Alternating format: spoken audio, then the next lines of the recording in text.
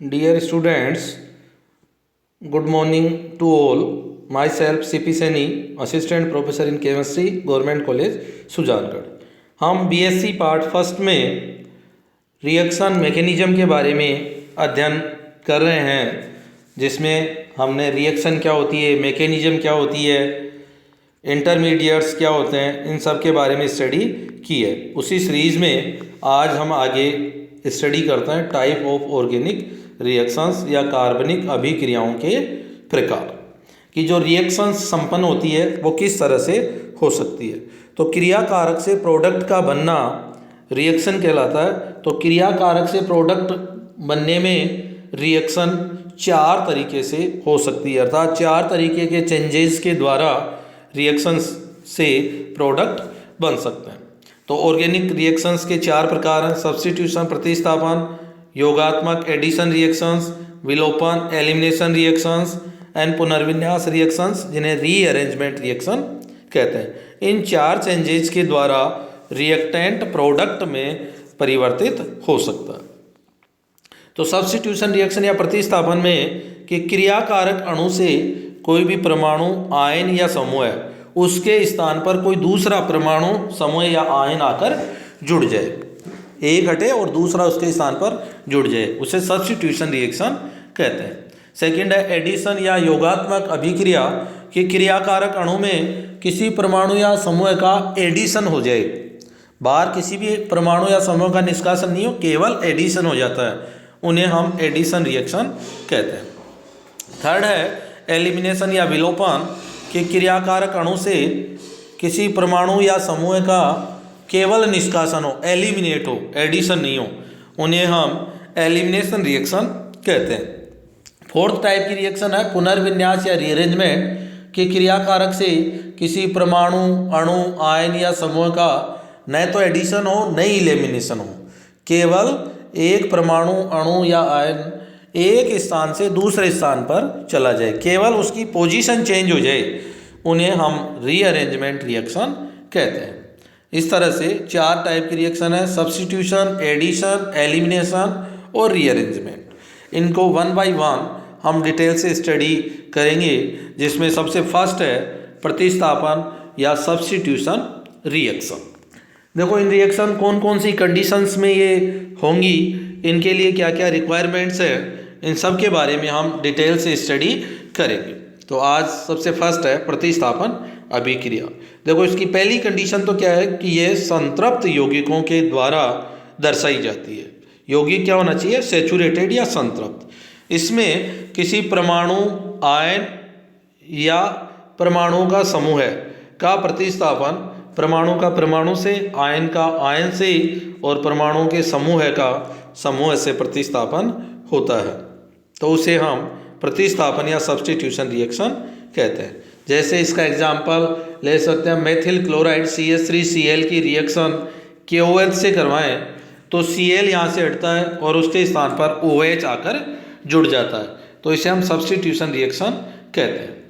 अब इसमें कार्बन और Cl के बीच का बंध टूट रहा है, तो Cl के स्थान पर कोई अन्य परमाणु भी हो सकता है, अर्थात इसमें कार्बन और अन्य परमाणु के बीच का बंध टूटता है। तो टूटने पर कार्बन तीन अवस्थाओं में आ जाता है। कार्बन पर पॉजिटिव चार्ज आ सकता है, नेगेटिव चार्ज आ सकता है और फ्री रेडिकल आ सकता है। इस आधार पर कि कार्बन में कौन सी कंडीशन क्रिएट हो रही है, उसके आधार पर सब्स्टिट्यूशन रिएक्शन तीन प्रकार की होती है। फर्स्ट नाभिक स्नेही प्रतिस्थापन, सेकंड इलेक्ट्रॉन स्नेही प्रतिस्थापन और थर्ड मुक्त मूलक प्रतिस्थापन। अर्थात सब्स्टिट्यूशन रिएक्शन भी तीन प्रकार की हो जाती है। सॉरी, नाभिक स्नेही प्रतिस्थापन या न्यूक्लियोफिलिक सब्स्टिट्यूशन रिएक्शन, जिसे हम शॉर्ट में SN से रिप्रेजेंट करते हैं। अब देखिए इसकी डेफिनेशन क्या देंगे हम। डेफिनेशन बोल रहे हैं हम कि क्रियाकारक से किसी परमाणु, आयन या समूह का प्रतिस्थापन हो। इसमें क्या लिख देंगे हम, उन शब्दों के स्थान पर एक कॉमन शब्द का यूज कर लेंगे, न्यूक्लियोफाइल या नाभिक स्नेही, कि क्रियाकारक के अणु से किसी नाभिक स्नेही का प्रतिस्थापन अन्य नाभिक स्नेही से हो, उसे हम नाभिक स्नेही प्रतिस्थापन कहते हैं। अर्थात यहाँ पर कौन पार्टिसिपेट करेगा? न्यूक्लियोफाइल या नाभिक स्नेही। और नाभिक स्नेही हम जानते हैं कि इलेक्ट्रॉन रिच स्पीसीज होती है और वो रिएक्शन में अटैक करती है जहाँ इलेक्ट्रॉन की कमी हो या डेफिशिएंसी हो, अर्थात कार्बन पर शॉर्ट में बोलें कि पॉजिटिव चार्ज हो, जिससे नाभिक स्नेही प्रतिस्थापना अभिक्रिया संपन्न होती है। अब कार्बन पर इलेक्ट्रॉन की डेफिशिएंसी किस तरह से क्रिएट होती है कि कार्बन अपने से उच्च विद्युत ऋणी से जुड़ा हो, अर्थात कार्बन और अन्य परमाणु से बंध बना हो, उसमें अन्य परमाणु की इलेक्ट्रोनेगेटिविटी कार्बन से क्या हो, अधिक हो, जिससे कार्बन और अन्य परमाणु में पोलैरिटी आने से कार्बन पर पॉजिटिव चार्ज क्रिएट हो जाता है। जैसे इसका एग्जांपल है एल्किल हैलाइड। एल्किल हैलाइड में हैलोजन की विद्युत ऋणता कार्बन से अधिक होती है, तो बंध में क्या आ जाएगी, पोलैरिटी, तो X नेगेटिव, पार्शियली नेगेटिव और कार्बन पर पार्शियली पॉजिटिव, जिससे कार्बन पर नाभिक स्नेही अटैक कर देता है। अब नाभिक स्नेही के निकलने और जुड़ने की कंडीशन दो तरीके से हो सकती है कि पहले नाभिक स्नेही निकले और फिर दूसरा नाभिक स्नेही आकर जुड़े। सेकेंड कंडीशन हो सकती है कि नाभिक स्नेही के हटने और जुड़ने की प्रोसेस साइमल्टेनियसली, साथ साथ हो। इस आधार पर नाभिक स्नेही प्रतिस्थापन दो प्रकार की हो जाती है, SN1 और SN2, जिसमें फर्स्ट देख रहे हैं हम SN1। SN1 की फुल फॉर्म होगी यूनिमोलिक्यूलर न्यूक्लियोफिलिक सब्स्टिट्यूशन। यूनिमोलिक्यूलर या एक अणु का मतलब इस अभिक्रिया की रेट ऑफ रिएक्शन केवल एक अणु की कंसंट्रेशन पर डिपेंड करती है।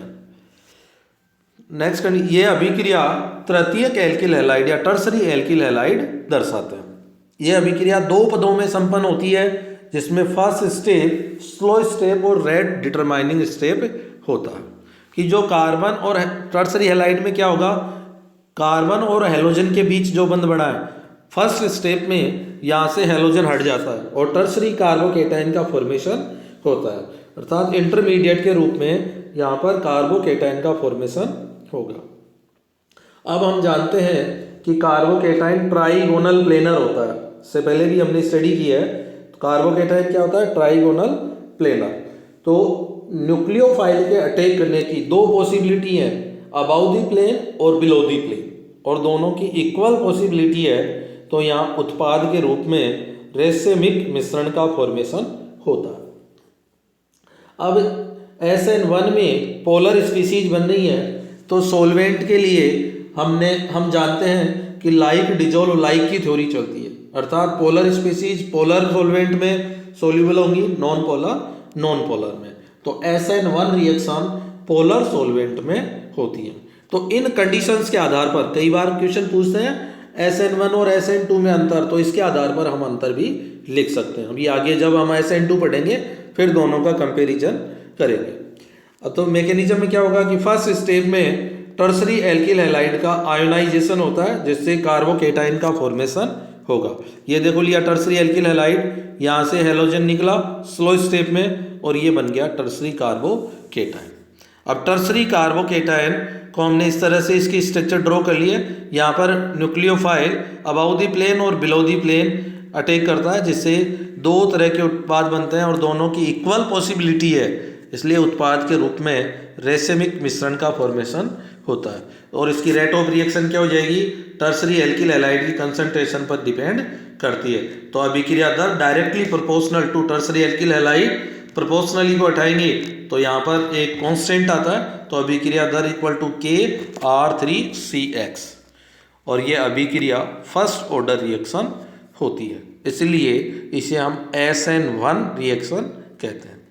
अब देखो SN1 रिएक्शन को कौन कौन से कारक प्रभावित करते हैं, ये जो हमने ऊपर इसके जनरल कैरेक्टर्स पढ़े उन्हीं के आधार पर हम लिख सकते हैं। देखो फर्स्ट है एल्किल हैलाइड की संरचना। इस रिएक्शन में कार्बोकेटाइन बनते हैं और हम जानते हैं कि टर्सरी कार्बोकेटाइन प्राइमरी और सेकेंडरी से स्टेबल होता है। तो टर्सरी कार्बोकेटाइन बनाने वाला जो एल्किल हैलाइड लेंगे वहाँ रेट ऑफ रिएक्शन फास्ट होगी। तो ऐसे एल्किल हैलाइड जो आयोनाइज होकर स्टेबल कार्बोकेटाइन बनाएं उनमें SN1 फास्ट होगी। तो इनकी क्रियाशीलता क्रम क्या होगा, पहले टर्सरी फिर सेकेंडरी और उसके बाद प्राइमरी। नेक्स्ट है अवशिष्ट समूह की प्रकृति या नेचर ऑफ लिविंग ग्रुप। अवशिष्ट समूह कहते हैं जो बाहर निकलता है, तो CX बंध जितना वीक होगा वह उतनी आसानी से टूट जाएगा, जिससे अभिकारक उतना ही अधिक क्रियाशील होगा। अब हैलोजन 4 है, फ्लोरीन, क्लोरीन, ब्रोमीन और आयोडीन। तो आयोडीन का बड़ा साइज या बल्कि ग्रुप होने के कारण यह इजीली ब्रेक हो जाता है। तो इनकी क्रियाशीलता का क्रम होगा RI, RBr, RCl और RF। बहुत बार पूछ लिया जाता है कॉम्पिटेटिव एग्जाम्स में भी कि 4 एल्किल हैलाइड दे देंगे, एक RF, RCl, RBr और RI कि न्यूक्लियोफिलिक सब्स्टिट्यूशन रिएक्शन में किसकी क्रियाशीलता अधिक होगी, तो सबसे ज़्यादा क्या आएगा, RI। नेक्स्ट है विलायक की प्रकृति। तो हम बोल रहे हैं इसमें पोलर स्पीसीज होती हैं, तो ये रिएक्शन पोलर सोलेंट में इजीली होगी, अर्थात ध्रुवीय विलायकों में या पोलर सोलेंट में SN1 तेजी से होती है क्योंकि ये एल्किल हैलाइड के रेट ऑफ आयोनाइजेशन को इंक्रीज कर देता है। सेकेंड टाइप की रिएक्शन है SN2 bimolecular nucleophilic substitution reaction. Bimolecular या द्विअणु का मतलब जिसमें अभिक्रिया का वेग दो अणुओं की सांद्रता पर निर्भर करता है, उसे हम SN2 रिएक्शन कहते हैं। देखो अब दोनों के कंपैरिजन, SN1 में पढ़ा हमने कि वो टर्सरी एल्किल हैलाइड दर्शाते हैं, ये प्राइमरी एल्किल हैलाइड दर्शाते हैं। सेकेंड हो गया SN1 2 स्टेप्स में होती है और ये एक स्टेप में होती है, उसी स्टेप में दो अणु भाग लेते हैं, इसलिए इसे हम बाईमोलिकुलर न्यूक्लियोफिलिक सब्स्टिट्यूशन रिएक्शन कहते हैं। थर्ड हमने उसमें देखा इंटरमीडिएट कार्बोकेटाइन बनता है, इसमें इंटरमीडिएट ट्रांजिशन स्टेट बनती है। उत्पाद के रूप में SN1 में रेशमिक मिश्रण बनता है और SN2 में विन्यास का इन्वर्जन हो जाता है, इसे हम वाल्डन इन्वर्जन कहते हैं। बहुत बार शॉर्ट नोट में पूछा जाता है कि वाल्डन इन्वर्जन क्या होता है, तो वाल्डन इन्वर्जन कि क्रियाकारक से उत्पाद बनने में यदि उत्पाद के रूप में विन्यास का प्रतिपन्न या इन्वर्जन ऑफ कन्फ्यूग्रेशन हो जाता है, उसे हम वाल्डन इन्वर्जन कहते हैं। तो देखो इसमें वाल्डन इन्वर्जन क्या होता है, क्योंकि इसमें न्यूक्लियोफाइल के हटने और जुड़ने दोनों की प्रोसेस साइमल्टेनियसली या साथ साथ होती है। जैसा हमने लिखा है कि ये हमने एल्किल हैलाइड लिया तो ये बैक साइड से OH, क्योंकि फ्रंट साइड पे Br जुड़ा हुआ है, ये हटता नहीं है, तो जैसे ही देखो ये ब्रेक होना स्टार्ट होता है OH जुड़ना स्टार्ट हो जाता है और ये ट्रांजिशन स्टेट का फॉर्मेशन होता है। फिर यहाँ से Br कंप्लीटली हट जाता है और OH कंप्लीट रूप से जुड़ जाता है। तो जिस साइड में Br था उसकी बैक साइड में आने वाला न्यूक्लियोफाइल जुड़ता है, जिससे विन्यास परिवर्तित हो जाता है। और ये है प्रैक्टिकल वाल्डन नामक साइंटिस्ट ने किया था, उन्हीं के सम्मान में इसको वाल्डन इन्वर्जन कहा जाता है। तो इसकी rate of reaction alkyl halide और बेस दोनों की कंसंट्रेशन पे डिपेंड करती है, क्योंकि एक स्टेप में दोनों पार्टिसिपेट करती हैं। इसीलिए इस अभिक्रिया की ऑर्डर सेकेंड ऑर्डर होती है या द्वितीय कोटि की अभिक्रिया होती है। नेक्स्ट है इसको प्रभावित करने वाले कारक, जैसा हमने SN1 में पढ़ा है।